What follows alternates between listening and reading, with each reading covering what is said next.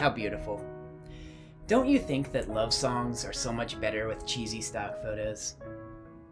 Oh, wait a minute. That's a worship song?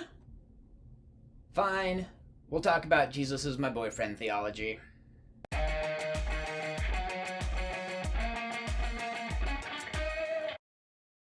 Okay, so for those of you who don't know, Jesus is my boyfriend theology refers to the increasingly common practice in Christian worship music to use words or phrases that could be used to describe human lovers, but are used to describe either God's love for us or our love for God. So worship songs use phrases like lay back against you and breathe, like we heard, or I want to touch you, I want to see your face, or I could sing of your love forever.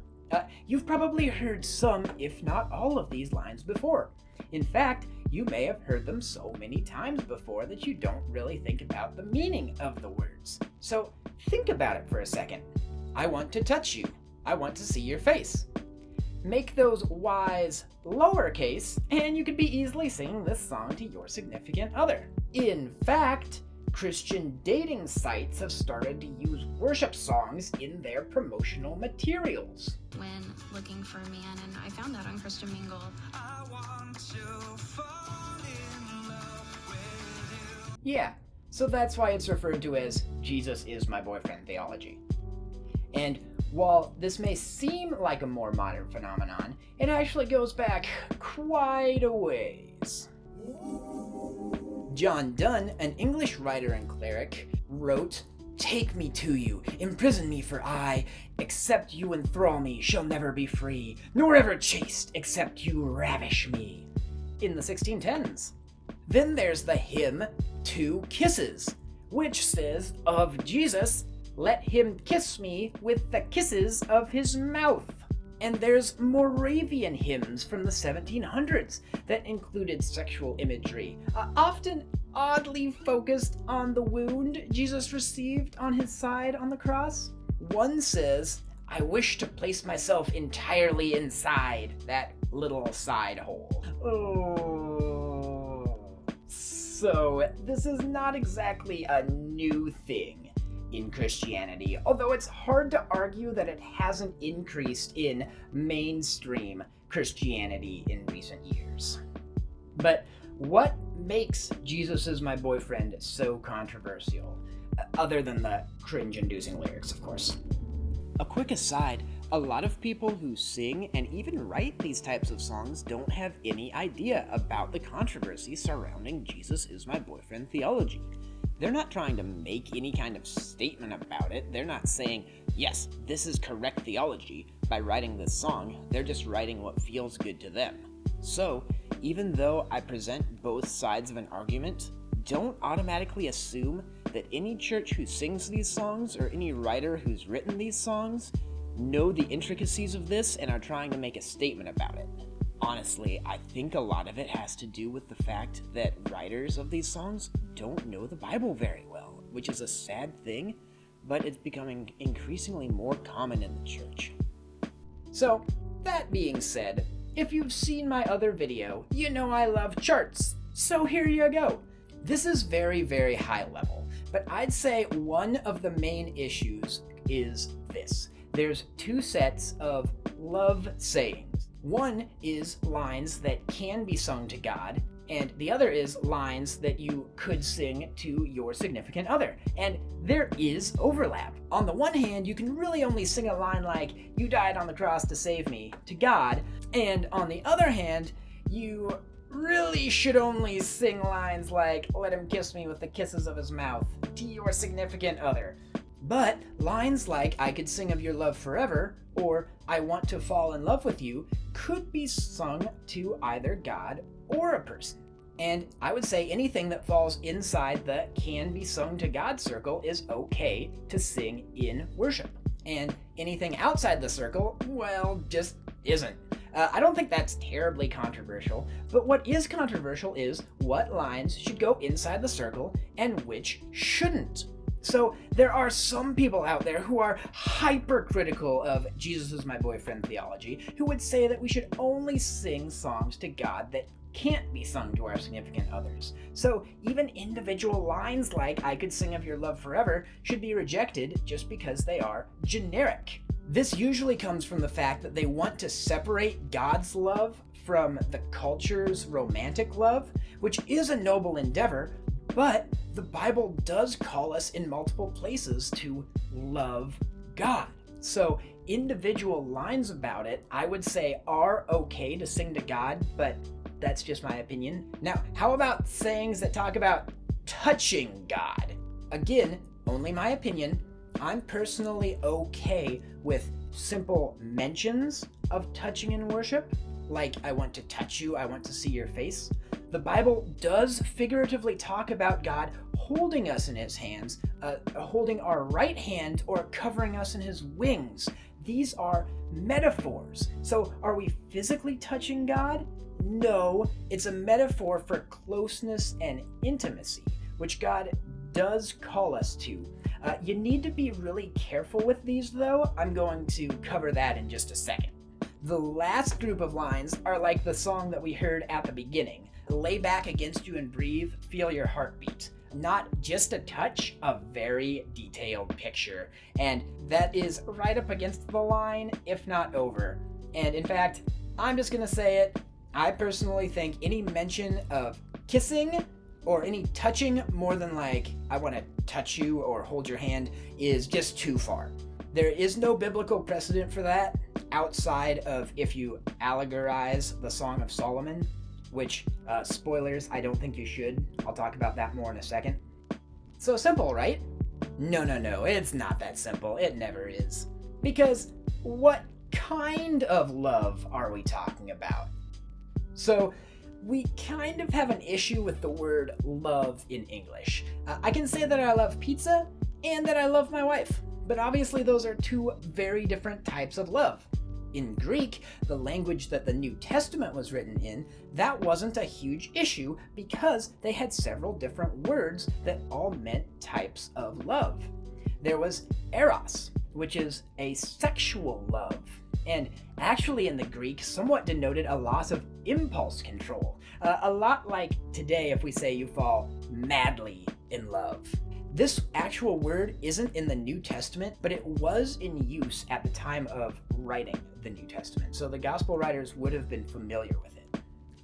A second type of love is storge, which is familial affection, usually parent to child.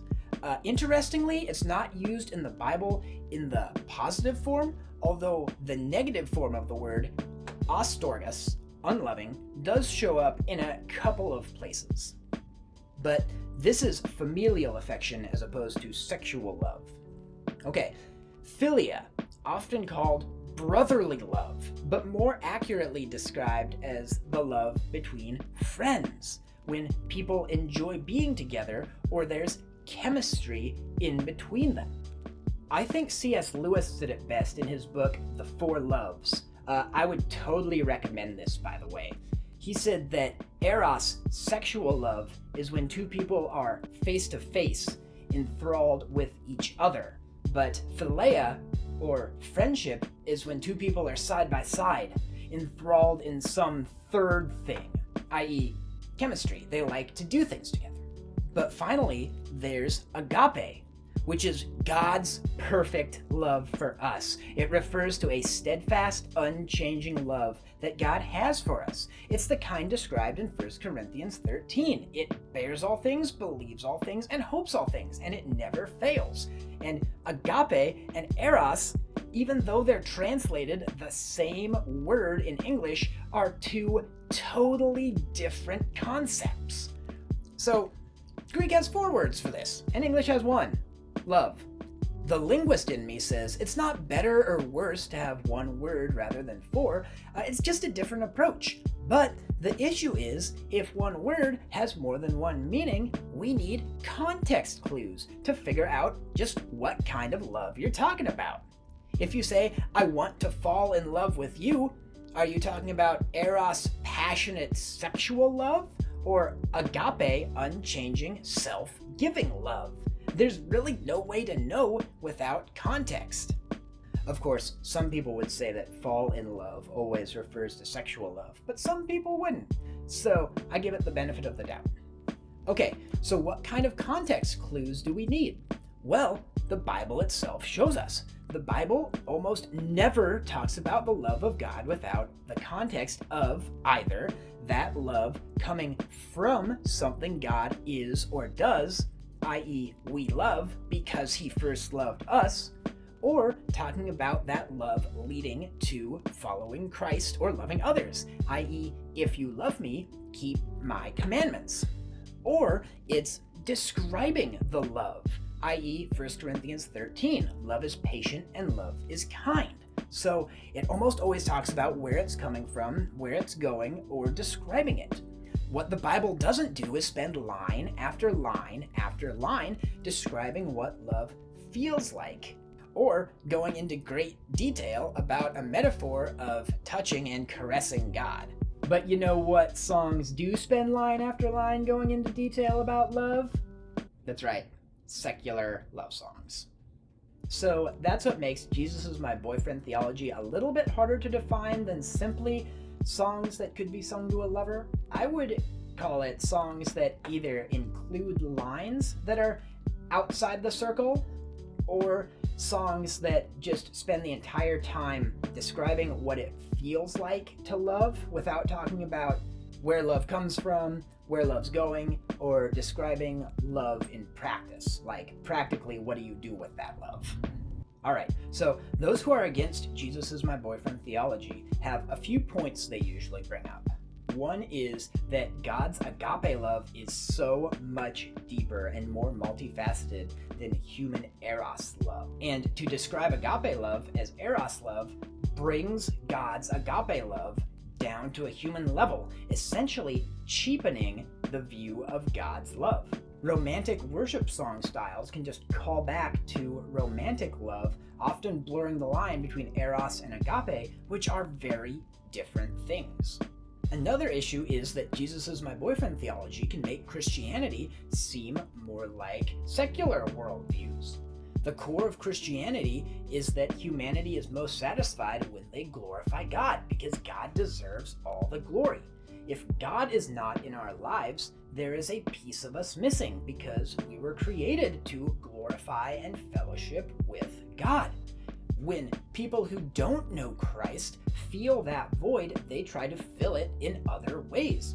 And right now, the cultural zeitgeist is sort of to fill that hole with romantic love. But we as Christians affirm that romantic love will never fill the void in your life, only Christ. So if you're trying to introduce people to Christ and there's no difference based on the songs you're singing between Christ's love and the romantic love that hasn't filled them, what motivation do non-believers have to trust in Christ if they don't think that it will truly fulfill, if they just think it's another type of love similar to romantic love that can't ever satisfy? Third point, worship songs should not be about emotion, they should be about theology, i.e., spiritual truths about God and who he is, or about us and who we are based on a biblical worldview. Proponents of Jesus Is My Boyfriend theology would point to Song of Solomon, which is a whole book that is about human love, and they would say that it is a metaphor for God's love. So if it's in the Bible, why can't we use it for a worship song? Also, they would say there should be some component in worship. Worship shouldn't just be dry theology without some amount of emotion. So where do we draw the line on Jesus Is My Boyfriend theology? Well, I'm going to leave that ultimate answer up to you. Yeah, this is not a video where I give you a definitive answer. I think you should read the Bible, pray about it, and discuss it with trusted spiritual mentors on what you feel comfortable with singing or not singing. I'm not going to sit here and tell you what you should feel about it. I think that God should be the one to tell you. That being said, I am going to give a few of my thoughts because, well, it's my video and I can do what I want to. Okay, first of all, I think that 1 Corinthians 10:31 totally applies here. We as believers should do everything to the glory of God. So if you're singing a worship song, regardless of whether the lyrics are a little generic and could possibly be sung to a human lover, that doesn't matter so much as your heart. Are you longing for romantic love more than God's love? Singing the most theologically sound worship song in the world isn't going to fix that issue. On the other hand, you could totally sing a romantic love song to God, and if your heart is in the right place, then I would say that that counts as worship, if the lines are not unbiblical. Number 2, I do not believe, after studying this issue, that the Song of Solomon should be an allegory for God and his people. I think that the main interpretation of that book should be a historical account of Solomon's courtship and marriage to one of his wives, and the main application of it should be in Christian dating and marriage. The main application should not be in an allegory for God and the church. Another side note, elsewhere in the Bible, Christ is compared to a groom coming back for his bride, so this analogy is biblical. In fact, the reason why God created marriage was to be sort of a little picture of this, where Christ as the groom and the church as the bride can come together to show that unity. But we can't take this metaphor too far. Elsewhere in the Bible, we're called sons of God. Yes, women, you are sons. Men, we are the bride of Christ. Works both ways, okay? Okay. And honestly, the picture of being sons, I like a lot better because it shows this familial love without romantic love. But main point, Song of Solomon, historical, not allegorical. Okay, third point. I think that a good worship time should be a mix of theology, i.e. truths about God, who he is and what he's done, and emotion. Joy, maybe sorrow, thinking about the cross, hope, thinking about heaven. But that doesn't mean that the perfect worship time or even the perfect worship song needs to be exactly 50% theology and 50% emotion.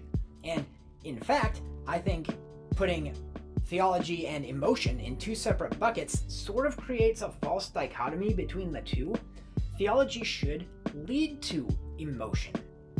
We should be emotional in worship, but we shouldn't be all emotion. There should be truths about God.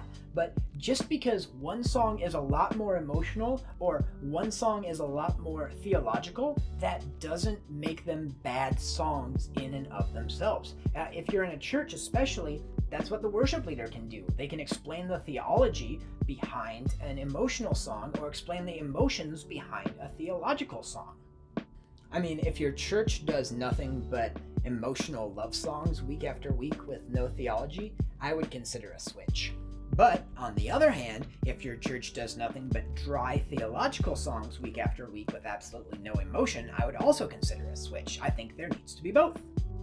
Okay, that was just a few random thoughts I've had about Jesus is my boyfriend theology. I've been interested in it for a while now, and I just wanted to share some thoughts with you guys. Did I miss any important arguments for or against?